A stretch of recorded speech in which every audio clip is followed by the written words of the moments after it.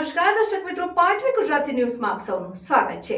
સમાચાર આવી રહ્યા છે કે તારીખ 21 જાન્યુઆરી 2024 ના રોજ બનાસકાંઠા જિલ્લાના ડીસા તાલુકામાં અયોધ્યા શ્રી રામલલા 450 વર્ષ બાદ 22 જાન્યુઆરીના રોજ 12:39 પ્રાણ પ્રતિષ્ઠા થવા જઈ રહ્યું છે। ત્યારે 21મી જાન્યુઆરીના રોજ ડીસા તાલુકામાં ડીસા નગરજનો અને ભાજપના કાર્યકર્તાઓ, પૂર્વ ધારાસભ્ય શ્રી શશિકાંત પંડ્યા સાહેબ, ડીસા માર્કેટયાર્ડના ચેરમેન શ્રી ગોવિંદભાઈ દેસાઈ, ડીસા નગરપાલિકાના પ્રમુખ શ્રી તથા તમામ સમાજના આગેવાનો, યુવા મિત્રો દ્વારા રામ નામના નારા સાથે શોભાયાત્રા કાઢવામાં આવી। દિવાળી જેવો માહોલ અને ઉત્સાહ જોવા મળ્યો। આપણા દેશના વડાપ્રધાન માનનીય શ્રી નરેન્દ્રભાઈ મોદીએ તેમનું અને હિન્દુ ધર્મનું સપનું સાકાર કર્યું અને ધાર્મિક પ્રસંગો અને ભ્રષ્ટાચારને નાથવા પાટવી ગુજરાતી ન્યૂઝ ચેનલ આપની પડખે છે। પાટવી ગુજરાતી ન્યૂઝ ચેનલને શેર કરો, સબસ્ક્રાઇબ કરો અને લાઈક કરો।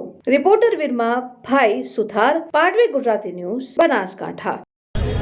આપ સૌ જાણો છો કે આપણા વર્ષો જૂની આપણા પૂર્વજોની જે તપસ્યાનું પરિણામ આજે આપણને ફળ રૂપે મળી રહ્યું છે। આપણા ભગવાન રામચંદ્રજી પોતે અયોધ્યાની અંદર બિરાજમાન થવાના છે આવતીકાલે, એટલે 22 જાન્યુઆરીએ। એના ભાગરૂપે સમગ્ર જિલ્લાની અંદર, ભારત દેશની અંદર, એમાં આપણા જિલ્લાની અંદર, બનાસકાંઠા જિલ્લાની અંદર, ડીસા શહેરની અંદર આજે અત્યારે શોભાયાત્રા યોજાઈ છે। આજે તમે દેખી રહ્યો છો માહોલ બહુ જ ખુશખુશાલ યોજાયો છે।